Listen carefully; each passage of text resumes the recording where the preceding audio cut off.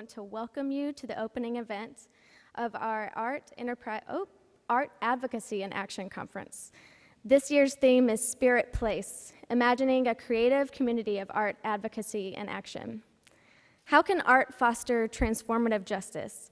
How can art making, art loving, art being create environments that expand possibilities for social justice by infusing place with the spirit of creativity, the spirit of radical love that respects the human rights of all people and the dignity of the earth and all creatures, making way for poetry, new worlds, new realities, new collaborations? How might justice emerge from our making, our forming, molding, building together? The Spirit Place Conference begins with these questions and calls together artists, activists, philosophers, and theologians to address the creative and ambiguous edges of art and advocacy within this particular geographic region, Nashville, Tennessee. This two-day event will explore the role that art may play in creating equitable change in our city, how art informs our policies, initiatives, practices, and partnerships, and how art calls us to responsibility for each other in a spirit of belonging. I'd love to welcome you tonight and tomorrow to join us as we explore the theories, practices, and performances that have shaped Nashville and then are shaping our new Nashville, the one that we create together. I'm so excited that we're kicking this thing off tonight by hearing from Roberto Bedoya. Welcome to Nashville. Thank you for being here.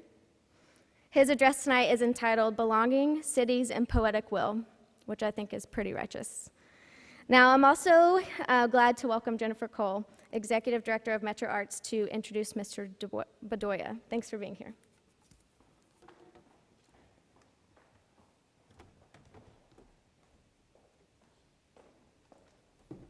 This is a very imposing podium, I would just like to say.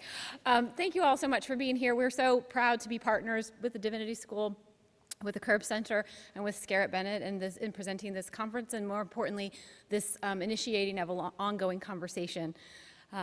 Metro Arts is deeply committed to the work of equity in our communities and the sense of belonging and purpose that the arts facilitate amongst artists, amongst people in the community. And I can't think of a better human being who embodies that for me than Roberto Bedoya, who I am lucky to call my friend. For those of you who don't know about Roberto, he is a poet first and foremost, and always and consistently speaks truth, the truth of people, the truth of voices that are often repressed and oppressed within our communities. He has a long history of leadership and facilitation in the arts, most recently as the leader of the Tucson Pima Arts Council, Metro Arts' peer in Tucson, Arizona, where he established the PLACE program, People, Land, Arts, Culture, and Engagement, a groundbreaking placekeeping initiative that really supports artists in Tucson and beyond. His thinking has become a guidepost for our field, and his many essays on cultural policy, equity, and the sense of belonging, as it's anchored in race and class, are critically important junctures for arts policy in America today. He is, without a doubt, one of the brightest minds I know, but he is also one of the humblest minds I know. And when I think of Roberto, I think of truth and justice. And I'm really excited to welcome him to talk tonight.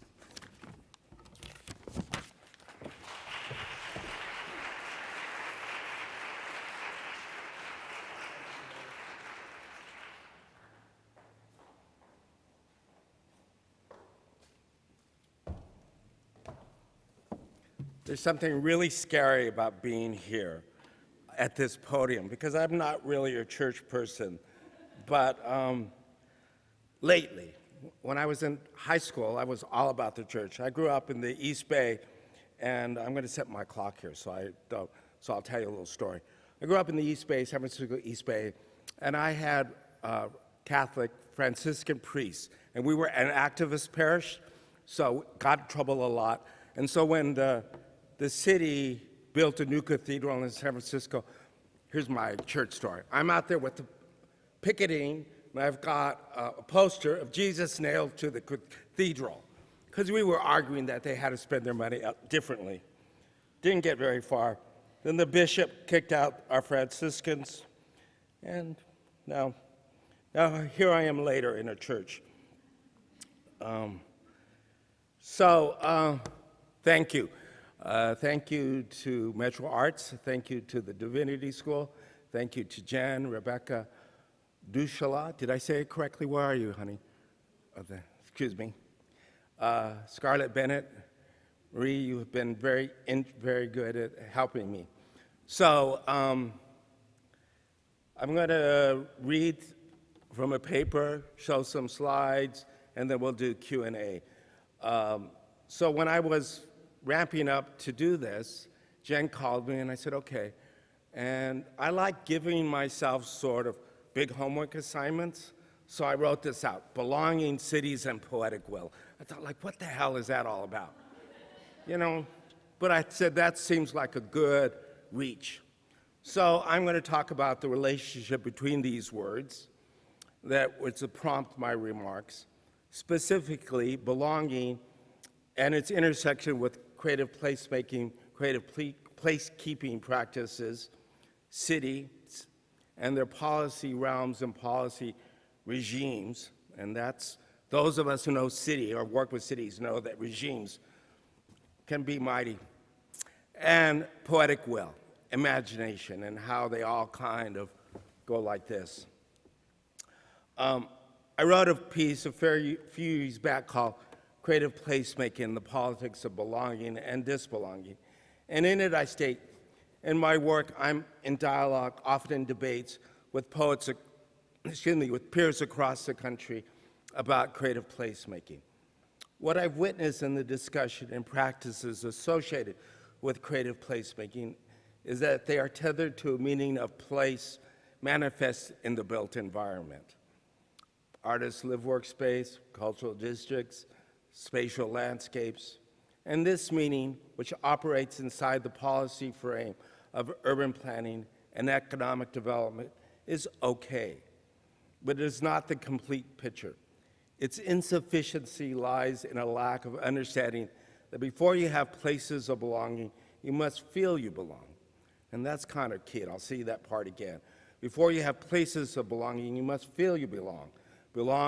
Before there's the vibrant street, one needs to understand the social dynamics of that street, the politics of belonging and disbelonging in place in civil society. So that's where I begin my query into belonging. How do we feel we belong? Through buildings, through laws and policies, through thoughts and gestures? So I'll start off with a little bit of storytelling about the Place Initiative. This is where I live and work. Tucson is, the blue is the metro region, it's about 1 million people. The city's about 500,000. So in some ways comparable in scale, but really a new city. I mean, really, you know, kind of a new city in the middle of the desert. And in Tucson, I instituted the Place Initiative, People, Land, Arts, Culture, and Engagement, a civic engagement, placemaking, placekeeping platform that supports artist projects that address critical community issues.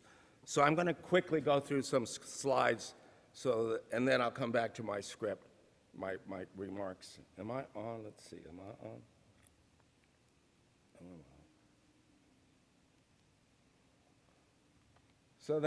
So People, Land, Arts, Culture, and Engagement. The initiative is designed to leverage resources and talent to deal with projects that really deal with contested social issues in my part of the world. I launched this project 8 years ago at the height of SB 1070, sort of the militarization of the border. It's still pretty militarized, but it dealt, and shortly after Gabby Giffords got shot. So the question of intolerance, the question of civic well-being became part of a larger civic community-wide discourse. So I was able to have this project in place. I could live with this image all night long. I really am from the desert. This is the Sonoran jaguar. It's natural to the Sonoran Desert, and it belongs there. There's only like 2 left in the whole Sonoran Desert. So when we see them, we get all excited. Makes the front page of the newspaper, you know. So belonging, so this jaguar belongs in the desert, as we belong in the desert. So quickly, some projects. This is called No Roosters in the Desert. It was a commissioned piece in which there are about 200 people that die each summer crossing the desert. So in this piece, the theater artist talked to women who were crossing the border. I'm not going to go in detail on all these things, but I'll just give you quick hits. This is another one that was documenting, it's called Bus Stop Dreaming. The guy in the green is a border patrol. So he walks through the streets, and many undocumented women. This was a piece based on hearing the stories of the undocumented women and how they negotiate public space. And obviously, these women are being like, show me your papers type moment. One of the great things about being in the desert is festival culture is pretty rich. We have a thing called also PROCESSION, and it's a hybrid of Day of the Dead celebration, Burning Man, and circus arts. So about 50,000 people walk through the streets of Tucson, always on the first Sunday after All Souls Day. And you honor somebody that has died in the last year, and you hold up images. And so it's kind of, it's cool. We're a city that is a refugee city for a lot of immigrants from North Africa. So this was a project working with a refugee community. And the children in this thing, so, they did a kind of shooting back project. They took photographs of the community and then wrote narratives. Another group that deals with the refugee community called Owl and Panther. So this is on the Tolono-O'odham Reservation, and it is kind of working on foodways. Let me go back for a little bit, right? Let me go back. I missed this part. So, my county is bigger than the state of Connecticut, so you can get a sense of scale. The Tolono-O'odham Nation is the biggest part of it. There may be 40,000 people that live on the reservation. And then the other indigenous community is the Yaquis, which are in the city limits. So, but otherwise, that's all desert.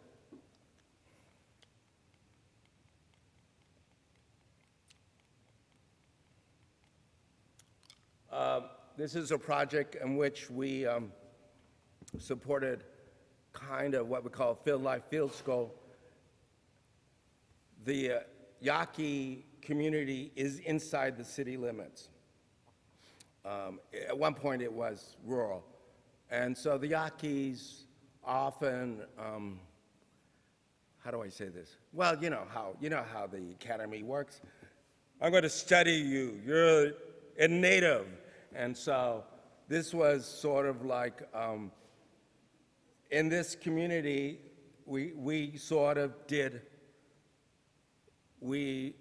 this field school was to give the students, give the community members the tools to tell their own stories. So in some ways, they became their own ethnographers of their own narrative. So it was a way to flip it out, to flip it around. And there's the earnest community members learning how to document their folkways. In the border, the history of the Chinese Americans in Tucson, and pretty much on the Southwest, they usually opened the first grocery stores. And I've said this before, in the placemaking discourse, I like people to take a pause and untether creative for a moment. That's another thing. And just think about America's racist legacy around placemaking, the establishment of Native American reservations, the expulsion of Chinese Americans from the West, Japanese internment camps. They're all placemaking. So, come on, it's not without crimes. So anyway, this is the original Chinese-American family that owned this grocery store. They kind of did a moment in which they told the histories of the family owning this market. It's just a neighborhood Mexican market. And this is what happens. You get these little Chinese Mexican kids playing marachis. This is kind of a land reclamation project. You know, there's a lot of poor communities. Not uncommon that that's where the toxic waste gets dumped.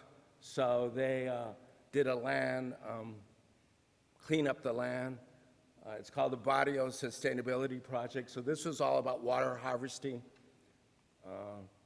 Water is so important. This was a community dance piece to kind of look at the ecosystems of the water.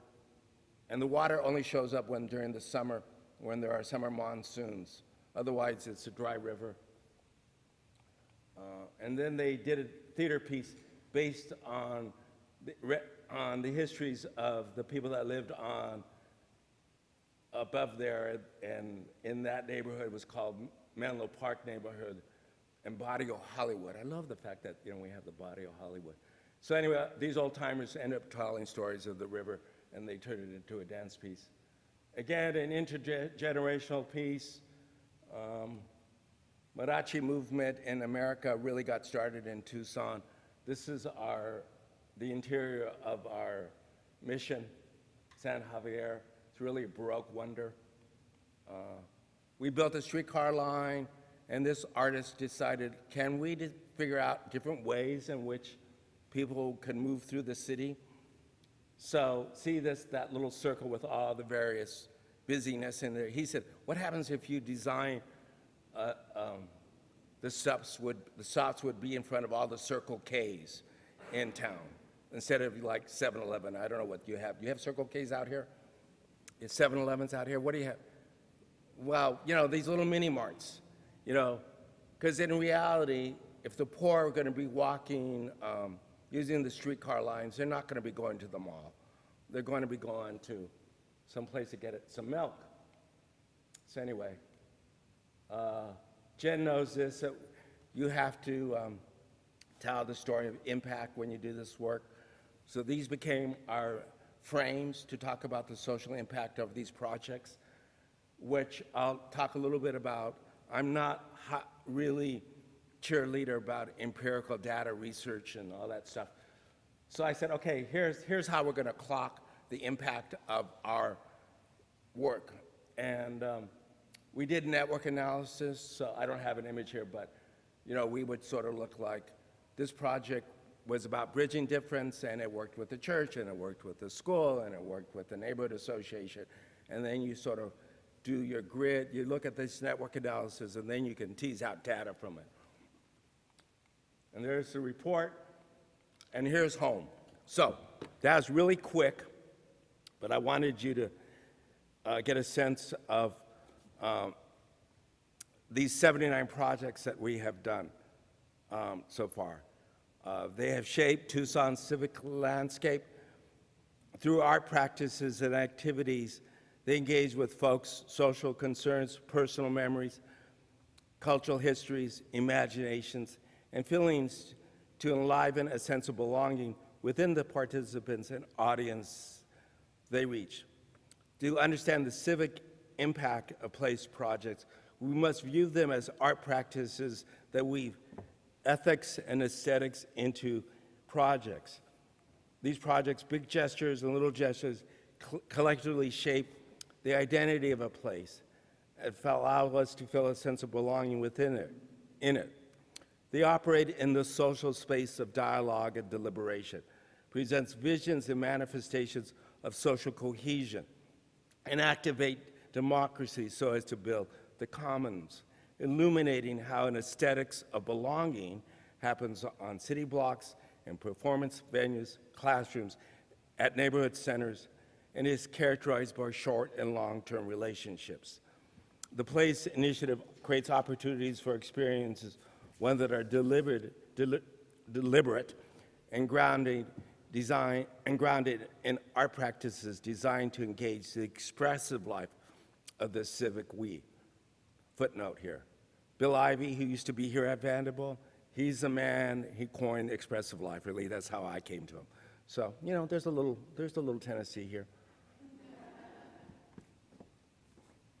Whether accidental or deliberate, this kind of art practice is critical to creating a sense of belonging. The Place Initiative is about building the human capacity of people as placemakers, not only individuals, but also the collective we, and not simple the cordial we of me and my friends, but the neighborly we, which includes neighbors, passerbys on the streets, fellow citizens of my town in the desert. It is the democratic ideal of we the people who belong to a just and equal society that animates the Place Initiative. The Place Initiative privileges artists and the community's partners undertaking projects as placemakers.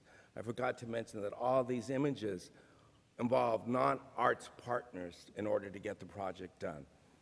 Churches, social service agencies, human rights organizations, they all came. They were still art projects, but they had to have a non-arts partner. As placemakers, how do we make spaces value for belonging? How do we enliven the social imaginary, which the philosopher Charles Taylor describes as, quote, the way people imagine their social existence, how they fit together with others, how things go on between them and their fellows, the expectations that are normally met, and the deeper normative notions and images that underline these expectations, end quote. He goes on to say, quote, I adopt the term imaginary because my focus is on the way ordinary people imagine their social surroundings. And this is often not expressed in theoretical terms, but is carried in images, stories, and legends, end quote. So how do images, stories, and legends animate the civic we, our cities? Two more quotes. Our experience of the beautiful in the recognition of models that make world and community is restricted to that moment when these worlds and communities present themselves explicitly as the plural, Gianni Vattimo. And then to counterweight that one, we is not the plural of I, Emmanuel Levinas. Beauty and the we. Beauty is an articulation of the plural, announced in engagement practice, is experiences I know and have been lucky to appear in my support of my career. We is not the privatized we of me and my friends, or even the way it works in commerce. I'm a Mac, you're a PC. You know, that we needs to be kept open, because the we includes people you don't know. So how do we belong? How do we present ourselves as the plural? Through voting, through our attendance at conferences, through our participation in making art. How does art give form to belonging? Through engagement practices, aesthetic experiences that shape civic, the plural, and the we. How does art tell the story of belonging? I believe the story of belonging is tethered to ethics and aesthetics and the social contract between artists, arts organizations, and artists. I'm going to put, and churches, let's put churches in here since I'm here. Key to understand this contract are the ways of engagement and metaphor. And by metaphor, I mean poeses, the bringing into being associated with civic, the plural, the we, and the cities. So some riffing on cities. If I were an urban planner, I would offer up some theories of cities, but I am not. However, I do traffic in metaphor, and the city contains a multiplicity of active metaphors, poeses, the bringing into being associated with culture, public, politics, and policy is an entanglement of wills. The novelist Iris Murdoch states, quote, metaphors are not the peripheral decorations or even useful models. They are fundamental forms of our awareness of our conditions. Metaphors of space, metaphors of movement, metaphors of visions, end quotes. Metaphors are a form of understanding that produce images of attention that structure thoughts and actions.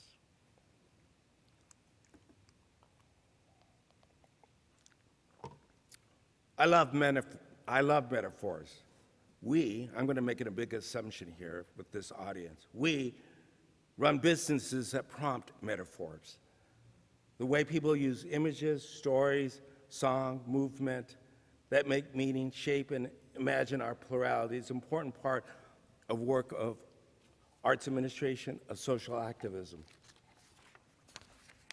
So, shift a little bit from cities to another story about belonging, placemaking, and placekeeping. I grew up in a working class barrio called Dakota in the San Francisco East Bay. And my neighbors were the Trianas, who painted their house a hot pink, hot pink. I loved it. The Trianas' house was across the street from the grounds of the Catholic Church.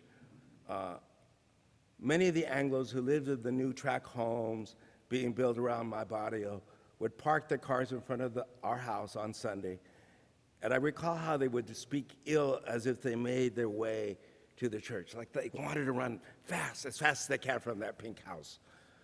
For them, the house was too bright. But for me, that brightness represented Wasquatche, and I'll talk a little more about that a little bit later. An aesthetics of an intensity that confront our invisibility, our treatment of less than. In the 60s, 70s, the state of California, wanted to build a freeway through what is considered my neighborhood, and they called it blight, and went on to proceed to condemn a bunch of small houses in my little in Dakota. It could not see that each of them was unique and full of character, with features like a Nepal cactus fence, or a porch dedicated with papel picado hangings, or the anarchistic rose garden that overtook the yards. I love that one. That's my favorite house. The community organized itself to defend our barrio through public hearings and petitions and a lawsuit, and we stopped the freeway. When I think back on that time, it's clear to me what we were confronting was what the scholar George Lipschitz refers to as a white spatial imaginary, an antiseptic ethos that effectively deemed being poor and of color as civic imperfections to be eliminated. A spatial imaginary that is historically rooted in the development of public policies that created restricted covenants excluding Jews, African Americans, and other communities of colors from neighborhoods designed as enclaves of whiteness. A spatial imaginary that persists today in discriminatory policies and practices that disproportionately affect communities of color, such as New York's stop and frisk tactic, Florida's stand your ground laws, or the reckless militarized policing in Ferguson. I was speaking at a conference in Baltimore when the discussion about the changing nature of cities was dominated by the topic of gentrification. Now gentrification is like a beast, and somehow I don't have enough smarts to really want to arm wrestle with that one. As I presented a talk on the politics of belonging and disbelonging as it related to creative placemaking, I drifted away from my consideration of artists as placemakers to ask the audience who among them knew the term Wasquatche. No one raised their hand. Didn't surprise me. I then pivoted and asked them, I'm not interested in unpacking how gentrification operates. Instead, I want to know how places are made through Wasquatchification. As the gentry moves the working class and poor out of cities, what unsanctioned means will the newly displaced residents use to style up their next locale? Because people do it. People style up wherever they're living. I mean, they may just decide to park the truck on the lawn and leave it there, but they're styling it How might this form of artistic expression, this form of speech, provide a counterframe to gentrification and the homogenizing aesthetics of the white spatial imaginary? The scholar Tommaso Barrafrausto describes Visquace as a Chicano aesthetic with, quote, an attitude rooted in resourcefulness and adaptability, yet mindful of style and a stance. Evoking rascachismo, even I have a hard time with this word, but, you know, everybody would say, oh, that's all Visquace. That's what you heard a lot when I was a kid. When you're driving down the street and you saw, like, that house is all kind of funny. You know, you didn't damn it, you would just go funny. Oh, that was Visquace. But she calls it the capacity to hold life together with bits of strings, old coffee cans, and broken mirrors, in a dazzling gesture of aesthetic bravado. When I think of Visquachismo, I think of repurposing attire into a pink flower pot. I think we may have all seen a tire that's been turned into a flower pot. That you'll never find at Home Depot.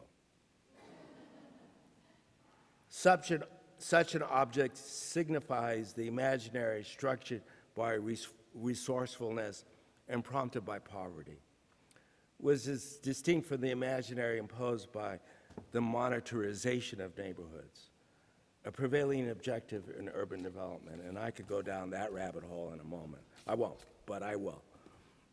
I mean, you know, come on, Jan, cultural districts. It's all about monetizing, you know, locales, and I'm for it up to a point. But Visquachification messes with the white spatial imaginary and offers up another symbolic culture, the culture of combinations, of use and reuse. And the Visquachi spatial imaginary is a culture of lowriders who embrace the street in a tempo parade of coolness. You gotta be really cool when you're driving that car. It's the roaming dog that marks its territory. It's unleashed, it's out there. It's a defiance signified by a bright house. It is the fountain of the peeing boy in the front yard, so everybody can see it. It's a DIY car mechanic, leather upholsterer, or wedding dress maker working out of his or her garage, open to the street. It's the porch where the elders watch. Visquachification challenges America's deep racial divide through acts of ultra-visibility undertaken by those rendered invisible by the dominant ideology of whiteness.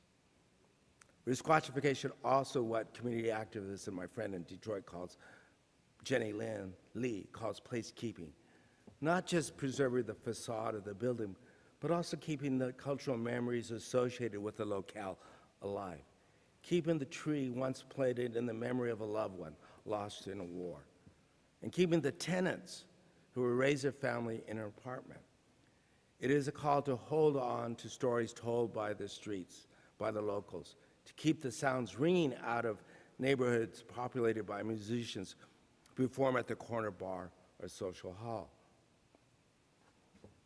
At a moment when cities are rapidly being transformed, I worry that the people proposing and implementing these projects are not thinking about spatial justice, that the speech of the poor and of communities is not heard in part because of a devaluation of an expressive aesthetic, the speech of life in all its Visquachi glory, which is saying, I'm city, and which does not jive with the force of the white spatial imaginary, which dominates the understanding of the public sphere. Currently, urban policymakers determined by the drive to accumulate as much capital as possible. And the effort is destabilizing our cities through the displacement of individuals, families, and entire communities. But the people who shape communities from the ground up, the urban residents who practice the art of poesis, are making it in the sense of transforming the world should have, excuse me, let me say this sentence again. but the people who shape communities from the ground up, the urban residents who practice the art of policing should have real agency. Acts of imagination ultimately shape the public sphere, where we make meaning together in shared spaces. Imagination produces a commons that is continually generated and muted through our action. Both the imagination that engenders the pink flower pot and the policing behind zoning ordinance ultimately affect how a city speaks. The sound of a city, the shape of its building, the unit on the block, the voices on the people who live together, they're poetics. The poetics and praxis of a city bring into being livability. I'm not damning cities, I'm not damning government, and I'm not damning policy. I just have a hard time with it. Lovingly. Often when I practice in my often when I participate in placekeeping discussions, what pops into my mind are a few literary references related to cities. I hear the metaphorical laments of Milton's Paradise Lost. It used to be, it used to be, it used to be. So if you ever do like public art meetings and go to neighborhoods, the old timers would say, I remember, it used to be, it used to be. And that's what they want. They want the used to be. And then there's Italo Calvino's Invisible Cities. I want the new city. I want a downtown that's full of skyscrapers. You know, that's a developer's dream, among other people. And then I think of my own sort of dreaming. I think of Gabriel Garcia Marquez's Macondo, where imagination enriches the day-to-day. Macondo, where its local pulses of civic life, where the Risquache spatial imaginary, the aesthetics of making something out of nothing, of the discarded, irreverent, and spontaneous is alive. Macondo, where out of realness, deep realness, emerges the magical. Every time I say the word realness, I think about your project of your getting the magic out of your real people, your realness thing. Poetic will. The poetic will that I clock is how it moves in society, and how, in this case, is the imagination. Not so much the I and the we. I want to really be sort of clear here for a moment. When I talk about belonging and when I talk about poetic will, I'm basically a sociologist. I ain't going to do shrink on you and tell you how to figure out how you belong. You know, I mean, that's you and your minister and your shrink or whoever it is. But I am a sociologist. I am preoccupied with the we. The poetic will of art often unhinges the rational world of empirical reasoning with its images of freedom, beauty, possibilities, the abject, morals, or ethics, as opposed to facts as definite, scientific, and absolute. The composing of the world, the dreams of the world, the visions of the world, the utopian and dystopian energies that animate the secular, the interconnectedness that governs daily life via the promise of the city. Policy and imagination condition each other. And a dialectical relationship with the two is necessary to preserve the vibrancy of our city. The policy realms and regimes shape the artistic speech of the city. And the work of advancing the artistic speech of the city is a story of value, ultimately, in many ways. Assigning value to culture, to the cultural industries, to cultural production, to art, and to artists is difficult. Cultural policy ambitions intersect with ideas about value along the lines of actions that engender and close artistic possibilities. These policy ambitions manifest in efforts to straighten the way art is created, art finds an audience, how art can prompt social change, they're all kind of in this notion of value. Whether policies are culture or public, how do they speak of value? What policies emerge between aesthetics and publics? What are the responsibilities of artists tied to value judgments about the public good or goods for a public? These questions are important ones to reflect upon. We live at a moment when the idea of public good is under attack. And the dismantling of our educational system is a prime example of that done in the name of privatization, and sort of the reframing good into the goods that are to be bought and sold. What about our cities and the good and goods entanglement? Jan, I'm speaking now directly to you. Lately, I've been looking at how, I love the fact that I can tease her, excuse me. Lately I've been looking at how municipalities are seeking strategies to employ in their work of enhancing their cities. A workforce development strategy, a land use strategy, a transportation strategy, a housing strategy, etc. But there's a lack of an articulation of a belonging strategy. And that's what a local arts council and a university can bring to their cities is a belonging strategy, achieved through arts engagement policies and programs that shape how one feels about their locale. That is part of civic life. The aesthetic ordering of our city lies in the sublime and troubling beauty of being with image, song, gesture, pronouns, color, lyric, citizens. It is belonging to the expressive life of a locale, which is woven together to the interplay of people, land, arts, culture, and engagement that celebrate, explore, define the relation, and redefine the relationship between these dynamic forces. It's being a part of a social movement of belonging, where concern, care, and imagination animate and make more meaningful our lives together. It is a beloved community. That is our homework assignment, to enliven the spirit of place now. Thank you. Oh, I'm supposed to do this for these. I dropped the mic. Thank you.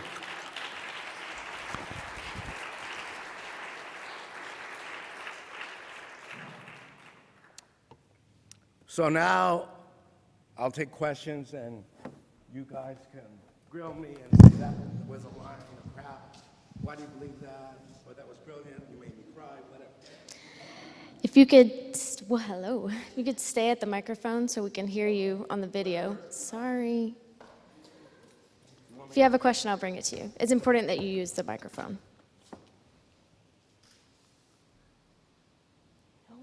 Oh.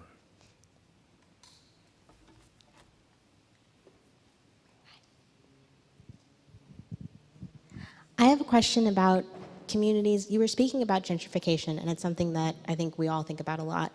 And in places where this has already happened, and a lot of the architecture of a place has changed, but there's still original residents there, what would you recommend for putting back some of that sense of place, for putting back, the tires with the flower gardens in them? How can, once it's been removed but residents are still there and feeling displaced, what can be actively done to bring it back?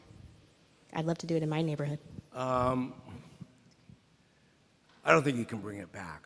I think you can assert cultural memories and cultural histories into the civic landscape. I was telling a story earlier at lunch. A bunch of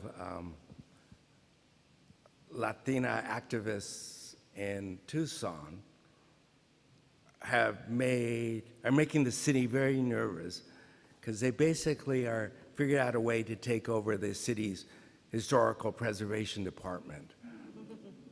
And they basically said, they're all concerned about saving the fountain and saving the adobe, saving this building and that building. And they're saying, no, I want you to save a neighborhood. Everybody's taking pause. What does that mean? And so in some ways, that kind of policy shifting, and then the tactic of just slowing it down. Just slowing it down. You know, even though I hate public deliberation processes immensely, only because it maybe takes 10 years to do something that could be 18 months. But you have to keep the door open. You have to show up. You have to sort of, and then you have to learn how to deal with these different imaginaries out there that I was telling you about. I'm not going to demonize completely the developer, but he has or she has an imaginary about accumulating wealth. Well, how does that imaginary interface and intersect with, somebody that says, I want to keep that little corner store open because that's really convenient to me. And so that dialogue has to happen. So ultimately, it comes down to governance and how you assert yourself. I don't know if I answered your question, but that was my strategy. There was one right here, Maria, the sweater. Oh, it's you? Oh, great. Thank you. I cried since you asked. I have, let's see, one question I have. When you were telling the story about your own community growing up and that you organized and stopped the freeway.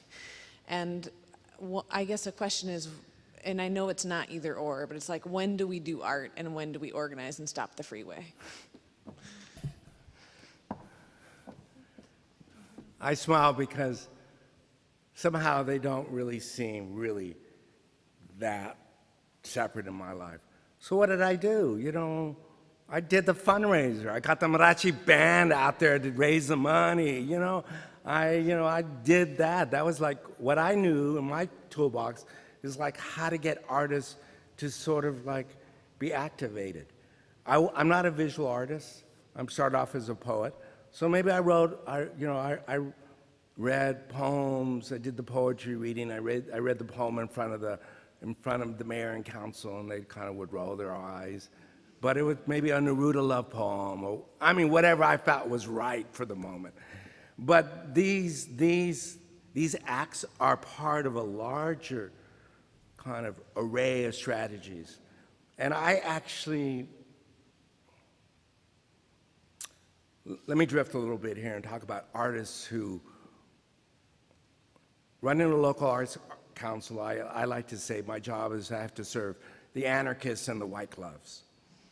Okay, and all of them have different kind of aesthetics taste.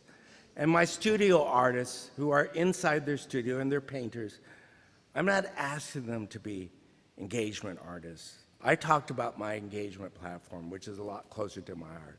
But I ask them not to be invisible. I ask them to say, show up. Show up when it's budget time. Come on, man. If I can't have money, I'm not going to have a fellowship program, and you're going to be lost. I need to find their point of interest. And so my argument, for better or worse, is the pronoun we. And includes people you don't know. And you need to be thoughtful of the we. And it's easy to forget about that, because America's not set up like that right now. But I'm in church, so I'm going to talk about the we. This is too funny.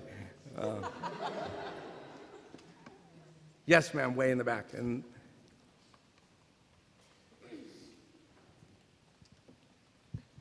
Thank you. I'm going to be working with young people this summer, particularly on urban planning and art in that intersection. And I wanted to know, what are some ethical tips that you would give to young people that are aspiring to be urban planners? I didn't hear that completely because there was a lot of echo. What do I say to these young kids? I'm sorry. What are some tips? And you talked a little bit about ethics, like the ethics of urban planning. What are some tips that you would have for young people that are looking to or interested in urban planning? With young artists, I kind of go Buddhist on them and say, First take is right take. Don't worry about it. Your voice is legit. Go for it. And if you fall in love with painting or poetry or theater, then you'll start to build your craft and your skill base. But with young artists, that's legit. And really love that. In terms of ethics, as long as you don't mess up with other people, you don't steal ideas, which is really hard because advances in society happen obliquely off of somebody else's idea. You know, so it doesn't necessarily, you don't tell them, don't scare them and say, you have to be original. No, you don't.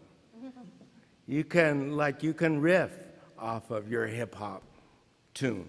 You know beat. You can tell the story of the food that you grew up with. It's all legit. But then if you can sort of create an appetite to deepen the potentiality of their voice to have greater impact, and I love kids, man. They're so groovy. That image back there of the Barrio Sustainability Project, they basically cleaned up an alley, did murals, but in that process, they really reclaimed a neighborhood. And they saw their agency. They saw that they had power. They saw that their voice was legit. It wasn't great art, wasn't great mural work, but it was theirs, and they were so proud of it. So I just sort of, you know what it's all about. It's about love. You know that. You just love them and say it's okay. Don't hurt anybody.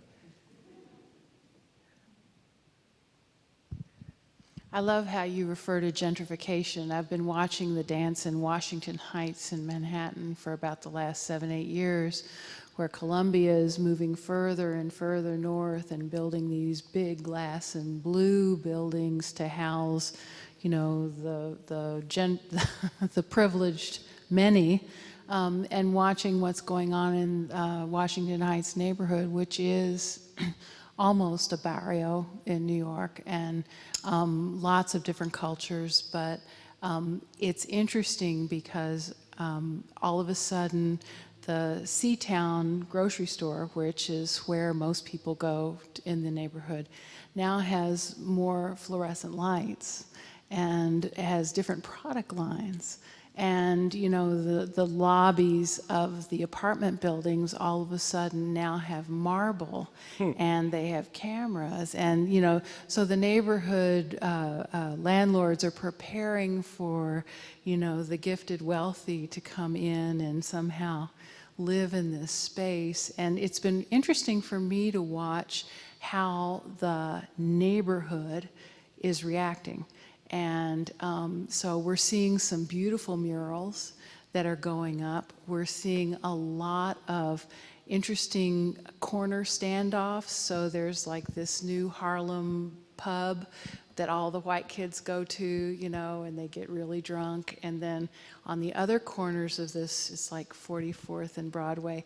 And the other corners are very respectfully held by elders and baby kids, and there's music, but it's all very quiet, and they're all sort of watching this play out over here. And so I really appreciate what you're saying about gentrification and how it devours and tries to change communities. But I'm seeing this, what I love about what's happening in this little pocket is there is a quiet resolve that, you know, okay, but we are here.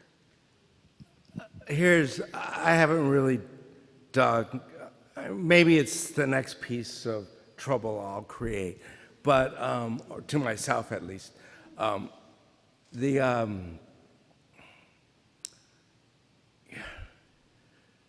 Gentrification, you know, it's like, I have lately been thinking, first of all, we live in America. We live in capitalism. And that wealth accumulation machine is how we roll. So you can have laments, but it's hard to stop it. But here's the argument that needs to be made. Is placemaking and creative placemaking a property rights movement or a human rights movement? So we need to assert human rights, because in the making of our cities, in how our cities operate, how buildings are made. So I have barrios in Tucson who want gentrification because it means sidewalks and means street lamps. And they're all for it. And for somebody else, it means I get to turn this property over and make my wealth. So you need to, especially for those of us who are doing creative placemaking, we need to constantly foreground it as a human rights movement. You have the right to the city. You have to assert, and this is kind of, again, coming back to my little bit of my text, because a lot of, you have to assert the aesthetic speech of a city. And what is that? It is your festivals, it is your pieces of public art, it is the various 99-seat theater houses that somehow that has to be broadcasted. This is what makes our locale unique. So I just, because like I said earlier, I don't have the brainwidth to figure out gentrification. It's like a Japanese monster movie, you know. I don't know what it is. It just scares me. Can I ask you to ask your question? I know you did. Yes. Okay, sort of a two-part question. One, if you can speak directly to why this is a racial equity issue, and I mean, I think it comes up a lot in your comments already, but why frame this as racial equity and what racial equity has meant to you or continues to mean for you? Okay. I think related to that, you know, more than, I think, maybe almost 20 years ago, Bernice Johnson Reagan and others talked about have been talking about cultural equity and talking about in terms of battle stancing. And that language has not always been well received, particularly among artists who don't want to think about the fight. But in a lot of your comments, you are using the language of fight, about fight for human rights. And so how do you reconcile sort of battle stancing and art and love?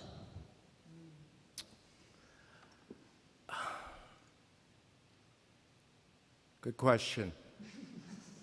I'm looking at that cross up there, man. No, I'm joking. I think an awful lot of racial equity. I'm older. I come out of the Chicano arts movement. I have personal experience of experiencing racism. So it's dear, I mean, I know it's lived. It's in the body. But I also think about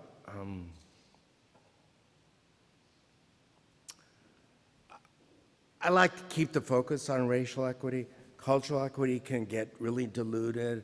It can be about all the other equity. I say if you're doing racial equity work and you're doing it well, a woman's right, a queer person's right, a working poor person's right will come through that window. So you'll deal with those other equity kind of things. But I think, so I did a lot of, you know, kind of skirting around and talked about the white spatial imaginary and the ideology of whiteness. And it's significant. And I think the rise of Trump speaks to the fact that people understand. I don't know what your city is like, but most cities are, you know, whites are a minority. Maybe not in the countryside. So this sort of grasping for some ground in which the privilege and the frame of the ideology of whiteness still kind of is how people want to view their cities and their society. Mm-hmm. I also think about, so we're at this moment in which, you know, we're trying to reimagine a different sense of racial compositions. I like to sort of, there's a couple of different things. Now you hit the river. I think about years ago, I had to do a conference in San Antonio, organize a conference for the National Association of Latino Arts and Culture. So it was a kind of fatigue conversation because all of us have been in the field for a long time when we were talking about how we're tired of being, Cinco de Mayo month people, and kind of like how the market had framed the brown voice and the brown experience. So this conversation about ethical identity and our place in the world, we shifted it to talk about not ethnic identity, but ethical identity, and how one's ethical identity is shaped and formed by their cultural life. So as a Latino, as an African American woman, as, an Ivy Leaguer, white dude who came from Harvard, you're, I didn't call anybody out, did I? But, and in a way, all those experiences shape your worldview. But really, at the end of the day, what is the ethical identity you want to bring to society? So I really am pretty much a dreamer all the time. And so I just think about that. But the question of governance is really kind of buried in your question, or the topic of governance is buried in your question. How do we get along? And I think that the complexities, America's racist legacy is fierce. And it's not going to go away in 5 years. It hasn't gone away. The trauma of slavery, it's in the body. The trauma of being racially profiled in my part of the world, it's in the body. It's not going to go away immediately. But I think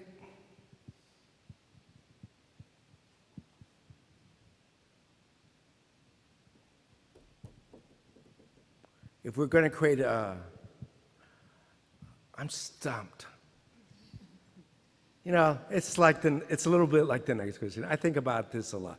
So I think ultimately what I want to say is that we need to think about democracy differently, and we need to reframe it so that it really is about, and this is not my thinking, it's this French political scientist named Chantal Mouffe. There you go. I knew you knew it. And that, it's a nation, a system of equivalences. And in those equivalences, those arrangements of equivalences, one's cultural identity can coexist.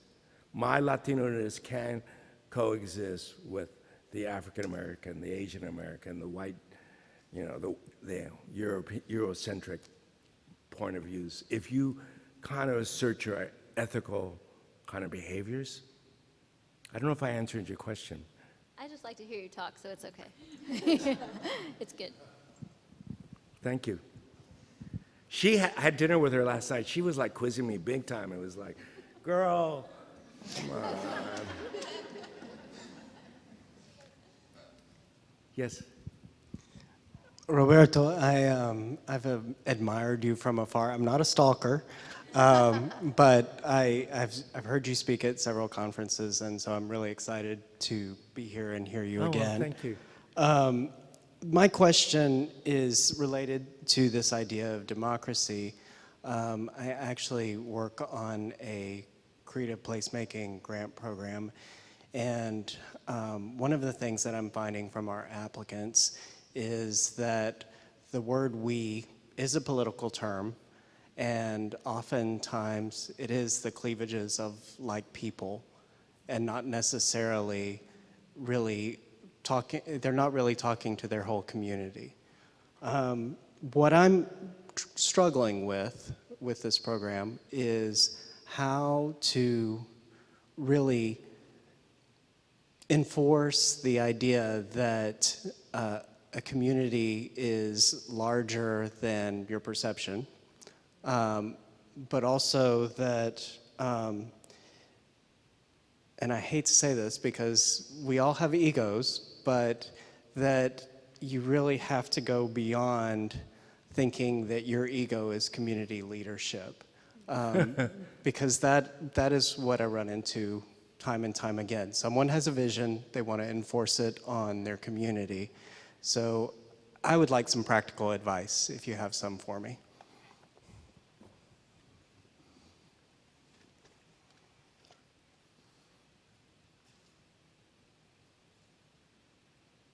So my Levinas quote, which I love, and I want it on my tombstone, we is not the plural of I. And to understand that we is a secular faith system where it includes people you don't know. And the best way to learn as a practitioner how to operate in the we is to be silent, is to listen, is to learn, and to look. Like in my Native American community, man, all the communication is without words. It's eyeballs, it's lips, it's it's like the gesture of speech that's in the face. They're going to tell me whether I'm on or off with them or against them. It's hard, man, it's really hard. And you just need to,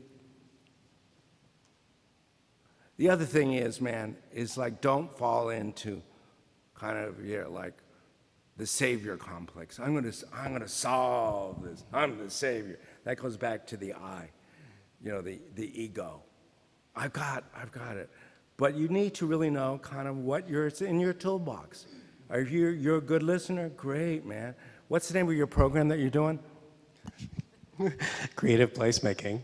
I work for the Tennessee Arts Commission. Oh, you do? Cool. But it's like, I think and Jen knows this, like my it's a bit of a torment to me that around this creative placemaking sphere of practice, because I ground my practice in supporting engagement projects.